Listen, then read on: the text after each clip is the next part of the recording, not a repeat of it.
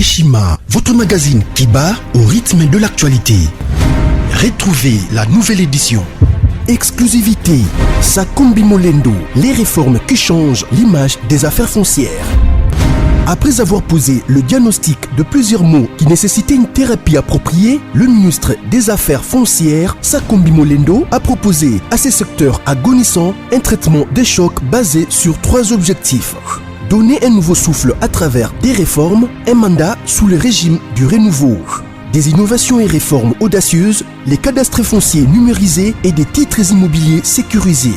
Et le lancement des projets modernes, les actions du ministre Aimé Sakumbi Molendo visent à faire du ministère des Affaires foncières l'un des plus grands contribuables au trésor grâce à la fin du coulage des recettes foncières. Focus, le ministre d'État, ministre des hydrocarbures, Rubens Mikindo Mouima, a organisé 2 jours des travaux intenses afin de poser les véritables diagnostics du secteur des hydrocarbures en RDC afin de formuler des recommandations nécessaires dans la gestion de l'or noir congolais. Découverte, Jean-Michel Samalou Kondé, le nouveau chef des gouvernements qui travaillera en harmonie avec le président Félix Tshisekedi. Nation, le directeur général de la DGI, Barnabé Mwakadi, adresse ses félicitations à Monsieur le Président de la République, Félix Antoine Tshisekedi, à l'occasion de son investiture en qualité de président de l'Union africaine. À lire également, le directeur général de la CNSS, Agnès Mouad Nawej, adresse ses félicitations à son Excellence, Monsieur Jean-Michel Samalou Kondé, pour sa nomination au poste de Premier ministre. Lumumba Mouzé et Étienne Tshisekedi, des héros immortels. Majorité parlementaire, la remontada de Félix Tshisekedi. Économie, fraude fiscale, un mal qui gangrène toujours le trésor public. Retrouvez l'intégralité du magazine Eshima dans les kiosques. Eshima Magazine, un nouveau standard d'information. Abonné na biso nyonso ya Rumeur de Kinshasa sango ya Congo, nyonso bazwi libako ya kolanda biso. Bonjour, tout comme bonsoir, ezali ko dépendre na ngonga oyo bozwi libako ya kolanda biso. Lelo ngai na bino tokolobela 2 sujets na ordre du jour. Na sujet na biso ya liboso tokobeta lisolo ya révélation troublante ya ancien directeur ya ANER, mais c'est Kalev Mouton Oyo a Ndimi a accepté de collaborer dans la justice congolaise. Awa tokoyo qui sa bino interview na ye alobi ba secret oyo azali na yango akokende kobimisango devant un juge, devant un avocat, ye a collaborer directement avec le président de la République parce que ils ont un secret d'état oyo la seule personne il faut ayo kayango on a kozwa ba mesure déjà au plus vite possible ezali chef de l'état et puis tokoye bisabino ba révélation nini oyo ye abimisi et puis ndenge ezali wana ezali na service moko il y a renseignement, donc service moko de renseignement au babengi na kombo ya 2GC, il y a France moko ya kati ya ba personnalité clé na kati ya service wana na kombo ya Laurent Nines alobi na mayezali kolekana ba révélation nini o Kalev abimisi. Il y a plus de 10 chefs d'état africains en complicité na Kabila oyo bali ko préparer coup d'état d'ici le 30 juin contre le chef de l'État. Union sacrée et contre sabiso na distraction te. Awa na ali kosenga na famille politique ya chef de l'État biso yeyo na ba mususu oyo bali kolanda biso na ali kosenga na ba conseiller oyo bazalaka na souci ba pronaka idée ba valeur ya fachi oyo ba edakaye ya a reçu un mandat na ye na ba service nyonso de renseignement na ba autorité nyonso ya mboka na biso oyo balingi changement makambu o na kobimisa awa yali makambu moko ya kozwa pena na négligence te. Eza makambu moko ezali vraiment très très très important. Awa boko comprendre eloko nini oyo Kabila bandaki ko préparer. Na ba recherche na ba investigation autozui montage ya assassinat ya ambassadeur ya Italie. Nani azaki organisateur, le nom de l'assassin muto betaki pena masasi kombo na enani. Mais nakotanga yango lelote, nakotanga yango na émission na ngai oyo nakosala directement émission moko spéciale mukolo ya samedi oyo nakosangisa yango na émission oyo nalakaki na ba auditeur na biso nyonso. Ya sur ba révélation troublante ya Eddie Capen. Donc nakosangisa yango mukolo ya samedi na kombo ya assassin ya ambassadeur ya Italie bokoyeba yango. Et puis na deuxième point tokolobela déclaration officielle ya ministre ya affaires étrangères italien oyo a tranché favorablement na avantage ya RDC. Toyib Sarabino Fachi Azali ya Nzambe. Monsieur Luigi Di Maio alobi nini? Alobi la RDC n'est concernée de la mort ya Luka Atanasio ni de loin ni de près. Responsabilité wana bakambiki yango na ONU na programme mondial alimentaire. Programme alimentaire mondial, pardon, PAM en cycle. Parce que l'air à Kendaki ba informa ki gouvernement central T. Ah, on va comprendre que non. Ba plan nyonso oyo ba mettre qui déjà en place. Carte na bango et salaki nini. Donc tout au courant ya émission na biso. Donc expliquer bino en long et en large. Avant tokota na émission na biso ya lelo, tokozanga te kosala mo un petit clin d'œil na ba grand auditeur ya rumeur de Kinshasa sangu ya Congo. Là je vois quoi triple patron Patrick Bolondo avec toute son équipe Lovely Nakati à Paris.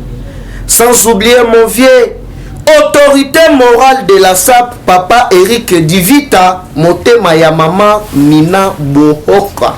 Moi si ya pembe, autorité morale de la SAP, papa Eric Divita, motema ya mama Nina Bohoka. Nakati ya Paris, moi si ya pembe.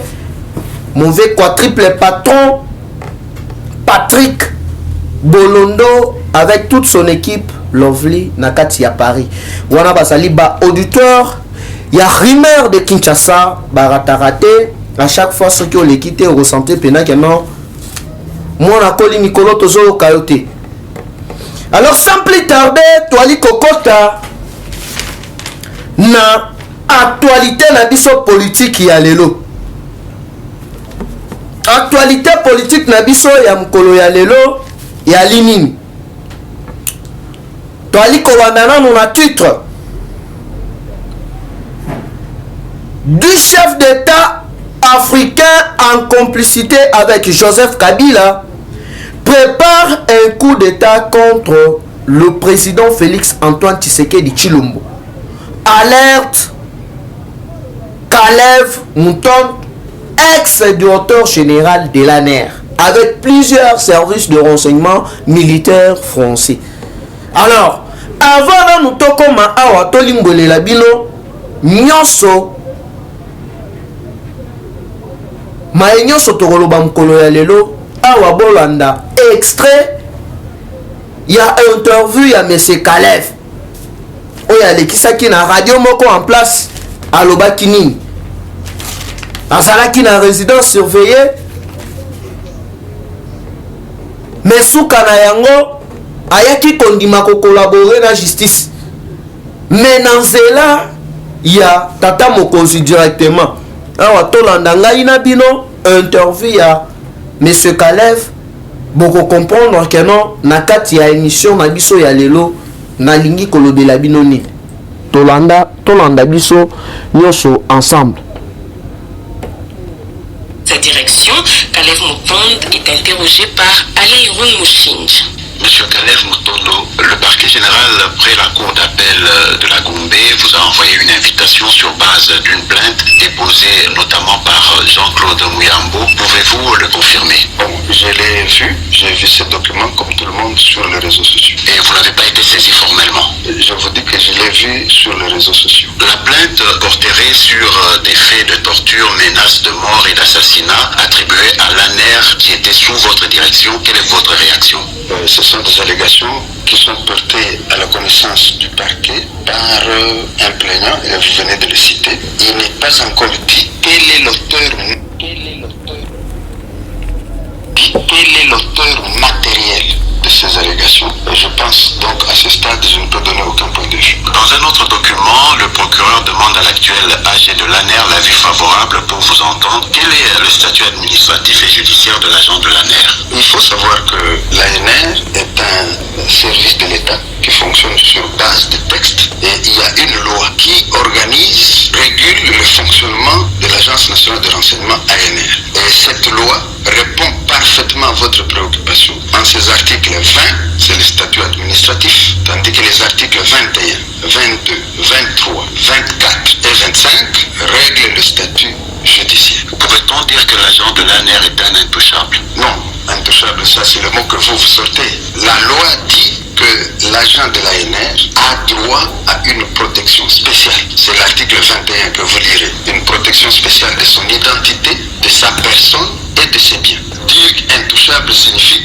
qu'il peut commettre un crime. Et non, ce n'est pas ça. Il est protégé en ce que dans l'exercice de ses fonctions, il se conforme à la loi et au règlement du pays. S'il sort des lois et règlements du pays et qu'il commet une infraction, s'il commet un crime, la loi est là aussi pour réprimer les crimes. Je ne peux pas me permettre de dire qu'à l'ANR, il n'y a que des saints.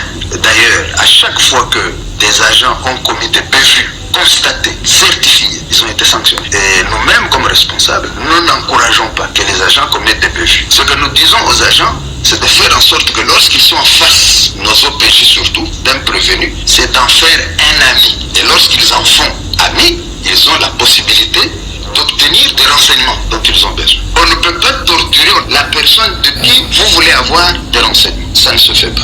Qu'est-ce que vous répondez à notamment les organisations de droits de l'homme qui pensent qu'il faudrait humaniser l'ANER? Par humaniser, j'entends que ces services puissent travailler étroitement dans le respect des droits de l'homme. Vous faites bien de poser cette question parce que l'ANR est victime d'une propagande politicienne. Il y a des compatriotes qui, dans l'opinion nationale ici au pays, qui à l'étranger ont délibérément choisi de salir les services de leur propre pays. On présente les agents de l'ANR comme des assassins, on présente le service lui-même comme n'étant là que pour des tortures, pour assassiner. Mais personne, mais je dis personne, ne va vous citer le nom d'une personne, je ne dis pas 4-5, une personne tuée par l'ANR, personne.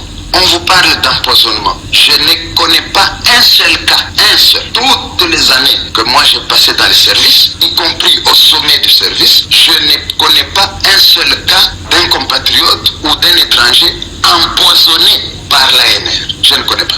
Tout ce dont vous entendez parler, c'est le fruit d'une propagande politicienne qui salit gratuitement, innocemment le service. Vous savez, lorsque la population dort et se réveille le matin dans le calme, lorsqu'une journée commence et se termine dans le calme, il y a dans ce pays des filles et des fils qui sacrifient leur vie, qui perdent de leur temps, de leur énergie pour que les institutions soient stables, pour que le pays soit stable. Et à ces personnes-là, moi je pense qu'on devait ne fût que dire merci. Si on ne les remercie pas, on devrait se taire. Peut-être que le silence pourrait les encourager. Je pense que l'ANR et ses agents méritent du respect et méritent de la considération. En dehors de cette procédure du procureur général de la République, êtes-vous prêt à témoigner sur des faits commis lorsque vous étiez à la tête de l'ANER? Moi, je suis prêt parce que c'est la justice de mon pays. Je dois la justice de mon pays, moi je suis prêt à aller répondre devant la justice des faits commis par l'individu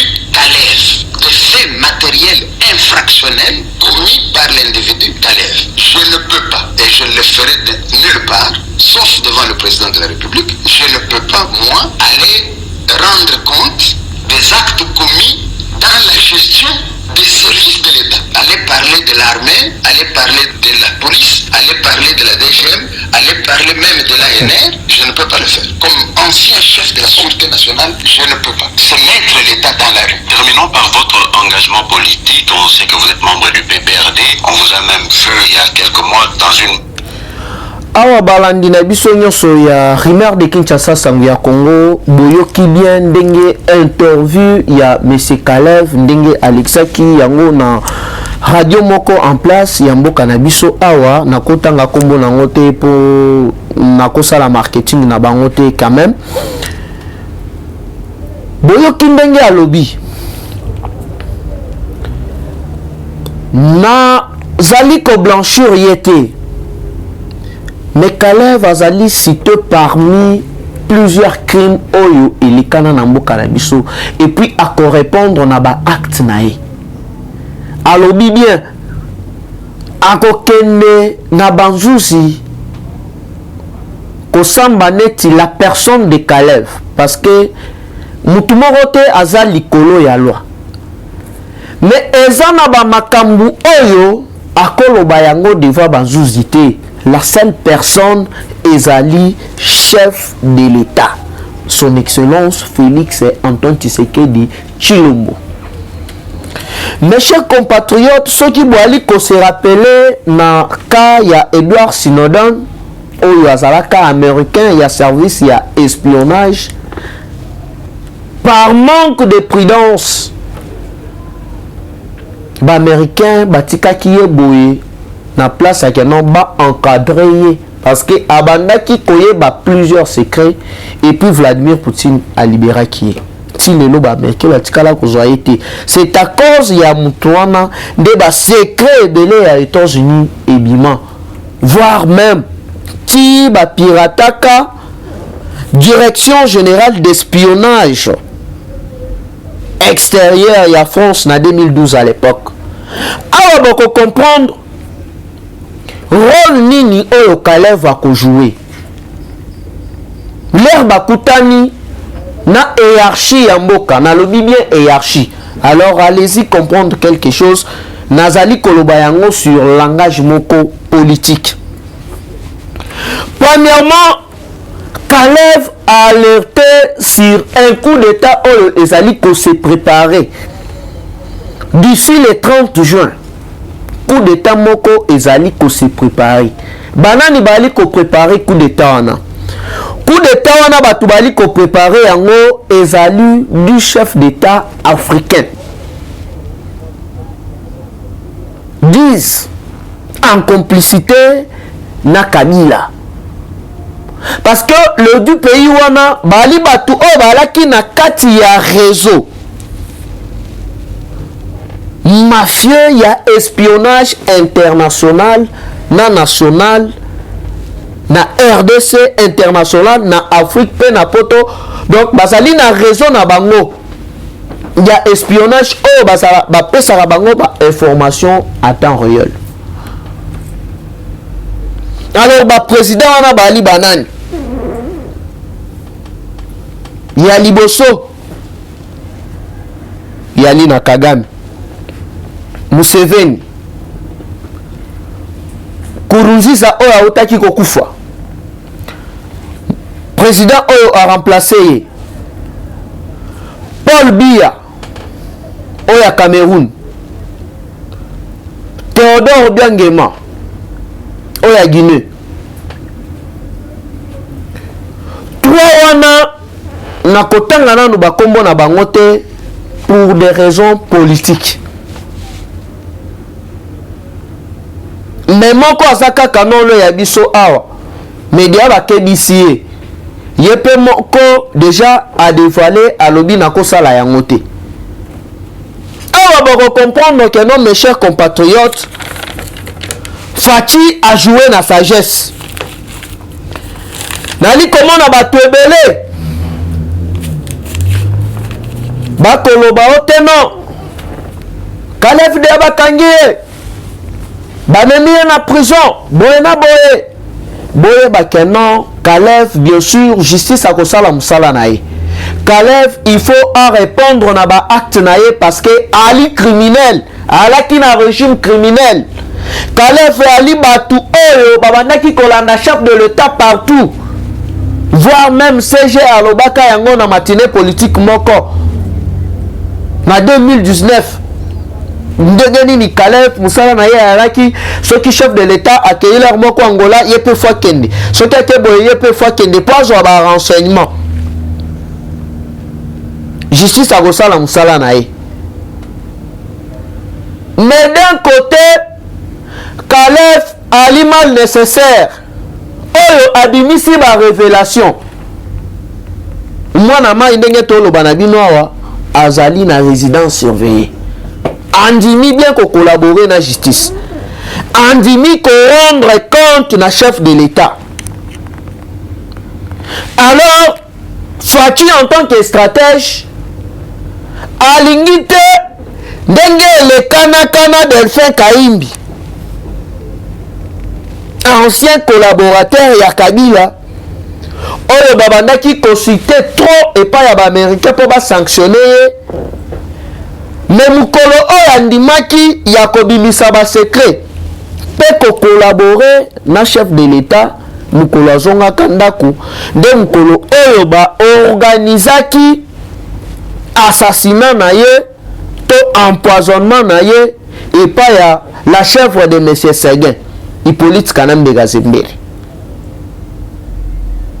ekala Delphin Kaimbi akenda na basekret mosusu oyo falaki leur moko chef de l'état à se servir na yango akamata position.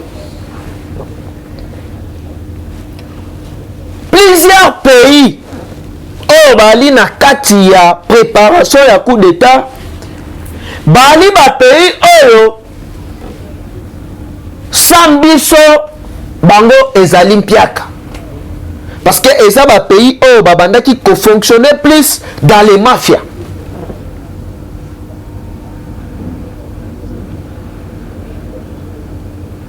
Dans les trois pays vous comprendre que non Fachi a effectué un voyage trop na pays moko mususu akenda kuna bapesa ye même médaille.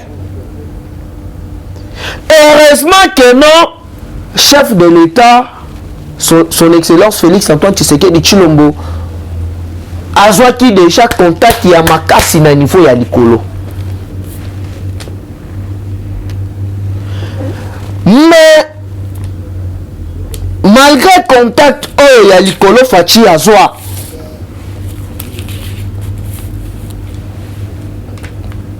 ezali ko exclure vigilance te parce que mindele diplomatie ouais c'est bien bon mais oyo eutaka na mutema yango ezalaka officieuse oyo eutaka na munoko yango mutu ezalaka officiel. Ousni Moubarak à l'époque accueilli Korondo Barack Obama visite Obama rassuré ya lobby t'inquiète oza ya biso toko soutenir yo tina suka. Ousni Moubarak le azongaka babingana ye na pouvoir. Muammar Kadhafi akamati mbongo apesi na Sarkozy. Sarkozy c'est parmi bato oyo basalaki complot ya assassinat ya Muammar Kadhafi.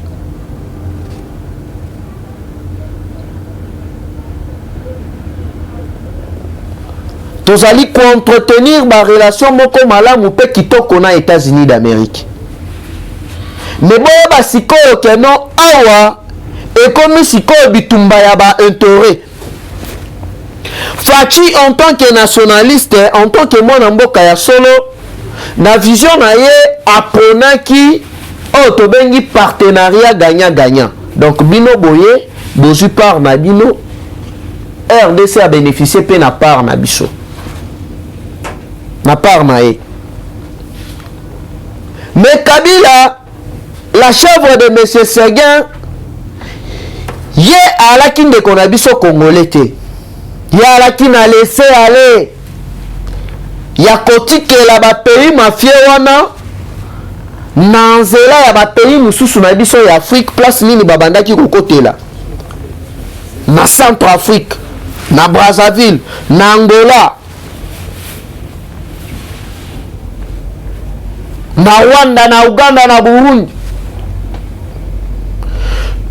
Soki otali ba pays nyonso wana pe mikolo mpia kebeti bango. Na Zambie. Alors na kati ya ba 10 chefs d'état o balaki complice.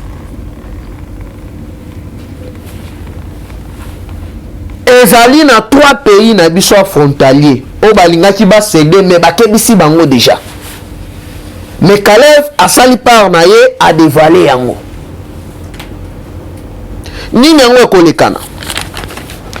Ezali na chef moko ya service ya renseignement o tobengi na kombo ya Direction Générale des Services d'Espionnage Extérieur. DGC en sigle.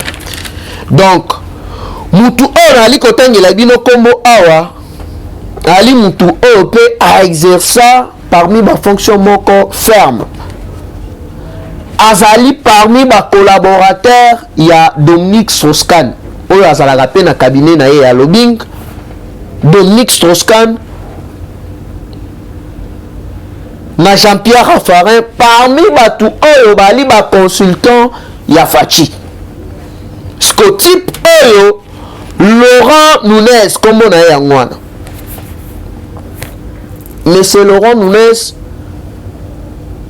a occupé poste moko stratégique na Otobengi DGCE, Direction Générale des Services d'Espionnage Extérieur Yamboka ya France. Babimisi ba révélation ebele. Na kopesa bino écrivain moko ya Yamboka donc ça franco-camerounais Charles Onana na livre na ye ya coopération turquoise akomi makambo ebele soki okoti kaka na kombo na ye obeti okomona livre na ye pour télécharger yango alobi makambo moko très important na kati wana place nini ali koétaler comment est-ce que réseau ya Rwanda na réseau ya ba multinationalistes les européens le mafia américain ndenge babandaki coopérer pour na co-créer guerre na profit ya ko détourner ba minéraux na biso. Laurent Nunez oyo abimisi ba secret belé yali na batu mususu oyo baye na kati ya union sacrée wana me baye na kati ya union sacrée na objectif ya ko servir mboka te. Baye na kati ya union sacrée neti ba espion ya Kabila.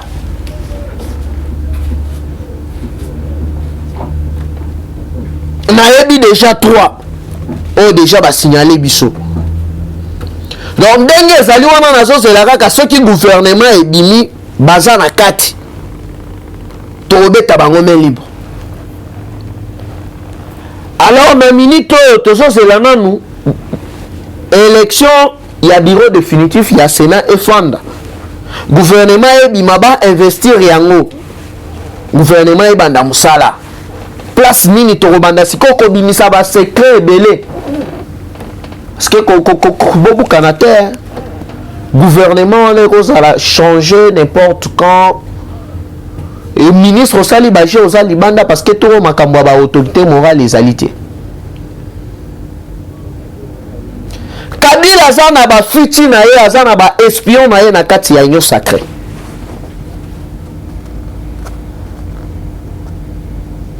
Alors toti kala na distraction te lisu likolo ya lisu. Parce que à l'époque,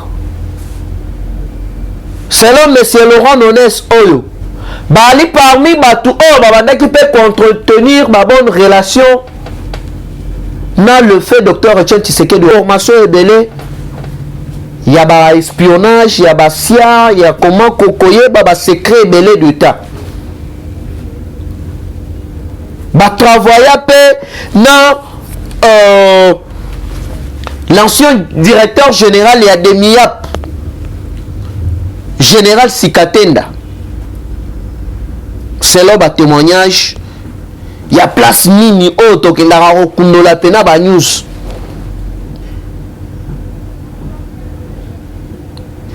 babenga général oyo à l'époque mpona koinforme ye na liwa ya musée batravailla na général Mississippi à l'époque directeur général ya ANER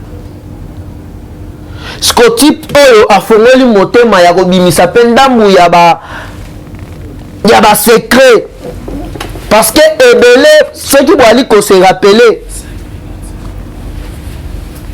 ba pays européens leur ya publication ya résultat bazalaki vraiment divisé eza na bato oyo babandaki kosupporte sutuka bamosusu FCC bamosusu faci sikoyo ekomi siko problème ya baintérêt yango bomoni keno bamafie wana babandaki sikoyo koprépare façon nini basala faci coup d'état avant le 30 mais ndenge de nzambe asalaka makambo na ye RDC tozali parmi bapays oyo ezali déjà favori ya kokota na kati ya conseil ya sécurité ya Nations Unies na 2022 kino 2023 yango bomonaki keno kaka bato wana bakei baprépare sikoyo liwa ya quelques badiplomate oyo balia wana RDC mpona kobebisa réputation ya chef de l'État sur le plan international. Oh voilà comme président ya Union africaine. Voilà sikoyo badiplomate bakomi kokufu ekoya na mutu na ye. Mais Nzambe ya lola aza juste. Nzambe ya Faci azali juste. Faci aza mwana Nzambe aza maboko pembe. Nde lelo ministre ya affaires étrangères ya Italie. Mais c'est Luigi Soki Di Matteo. Louis Di Matteo. Alobi RDC ezali concerné ni de loin ni de près na makambo ya liwa ya monsieur Luka Ntanasio responsable ezali ONU napam parce que a voyager sans que gouvernement central azala au courant na émissaire au Faci déjà atindaki kuna na Rome donc masolo eza kintunga. Mais la délégation à la présidence au batindaki na niveau ya est bapisi ya liboso déjà batu o balaki si batu o baposer ba makambo wana eza basoda ya FDLR donc ya Rwanda na émission na nga ya samedi nde tokotanga na kombo ya présumé assassin en entendant pe ba médecins légistes na justice basala ba enquête na bango donc wana eza oyo ministre il y a affaires étrangères il y a Italie à mettre fin à la polémique il y a batu mususu bazanga ba makambo kosala afandaka boye voilà Faci boye baba mela eber mais botikali na soni nzamba confondre bino pour réussir Faci te Faci aza ya nzambe alors touche bango ba organiser ki basingisa ye metalaka kamwana bato maboko pembe ndenge nzambe ali koépargne yango bomonaki lobi réunion moko stratégique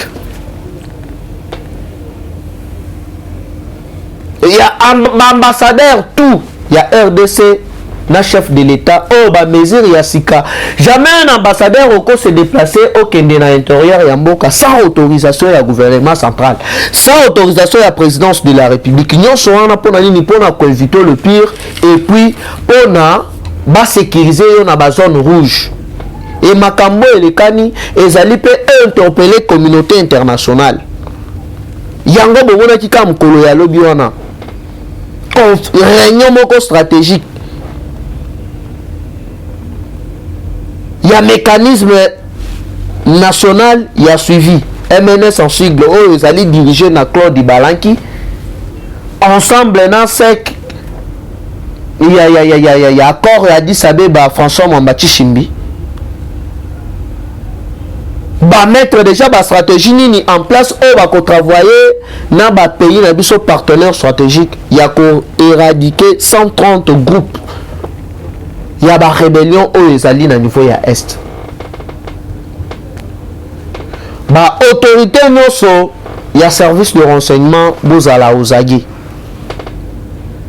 ba conseiller o balingaka fachi o ba idaka fachi o ba de la vision ya fachi bola la pondité boyoki ba révélation ni Kalev abimisi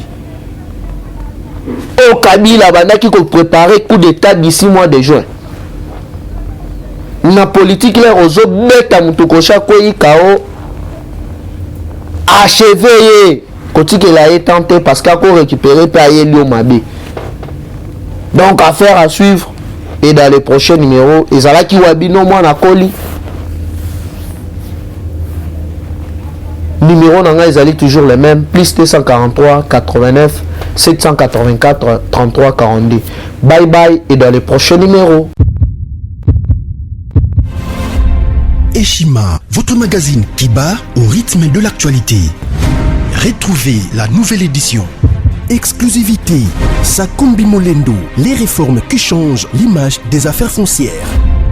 Après avoir posé le diagnostic de plusieurs maux qui nécessitaient une thérapie appropriée, le ministre des Affaires foncières, Sakumbi Molendo, a proposé à ces secteurs agonissants un traitement de choc basé sur 3 objectifs. Donner un nouveau souffle à travers des réformes, un mandat sous le régime du renouveau. Des innovations et réformes audacieuses, les cadastres fonciers numérisés et des titres immobiliers sécurisés. Et le lancement des projets modernes, les actions du ministre Aimé Sakumbi Molendo visent à faire du ministère des Affaires foncières l'un des plus grands contribuables au trésor grâce à la fin du coulage des recettes foncières. Focus, le ministre d'État, ministre des hydrocarbures, Rubens Mikindo Mouima, a organisé 2 jours des travaux intenses afin de poser les véritables diagnostics du secteur des hydrocarbures en RDC afin de formuler des recommandations nécessaires dans la gestion de l'or noir congolais. Découverte, Jean-Michel Samalou Kondé, le nouveau chef des gouvernements qui travaillera en harmonie avec le président Félix Tshisekedi. Nation, le directeur général de la DGI, Barnabé Mwakadi, adresse ses félicitations à Monsieur le Président de la République, Félix Antoine Tshisekedi, à l'occasion de son investiture en qualité de président de l'Union africaine. À lire également, le directeur général de la CNSS, Agnès Mouad Nawej, adresse ses félicitations à son Excellence, Monsieur Jean-Michel Samalou Kondé, pour sa nomination au poste de Premier ministre.